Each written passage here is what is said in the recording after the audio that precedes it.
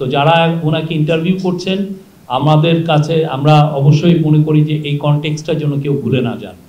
হ্যাঁ, আমরা এটা দেখছি এবং যারা ওনার যে ক্লেমগুলো উনি করেন সেটা যেন আনকনটেস্টেড না থাকে। তবে একটা বিষয় সবসময় আমরা বারবার বলছি এবং এখন ইউএনের রিপোর্টেও এটা এস্টাবলিশ যে এই একবিংশ শতাব্দীতে ওনার চেয়ে বড় তো খুনি বা হিউম্যান রাইটস ভায়োলেশন এরকম ভয়ানকভাবে কেউ করেন নাই।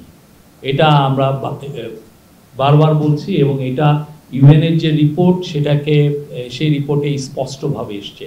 পরবর্তীতে আল জাজিরা তাদের 1 ঘন্টার একটা প্রোগ্রাম করেছে, সেখানে আসছে এবং বিবিসিতেও আসছে। ওখানে স্পষ্ট শোনা যাচ্ছে যে উনি খুন করার নির্দেশ দিচ্ছেন। তো যারা ওনাকে ইন্টারভিউ করছেন আমাদের কাছে আমরা অবশ্যই মনে করি যে এই কনটেক্সটটা যেন কেউ ভুলে না যান।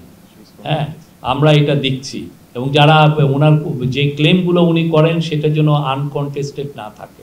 সানশাইন আটা ময়দা সুজি ভালোবাসায় তৈরি। আমরা কালকে ইভেন একটা লোকাল নিউজ মিডিয়াতেও দেখলাম যে আইসিসিতে তার পার্টি একটা করছে এবং সেখানে তিনি যে এই ভয়ানক রকমের হিউম্যান রাইটস ভায়োলেশন করছেন তার আমরা কোনো ধরনের কোনো মেনশনও আমরা দেখি নাই। এটা খুবই আনফর্চুনেট। এবং আমরা ওইটাও দেখেছি যে উনি ক্লেম করে আওয়ামী লীগ ক্লেম করছে 400 জন মারা গেছে, কিন্তু কতজন মারা গেছে তাকে এটা আনকনটেস্টেড তাকে দেওয়া হচ্ছে।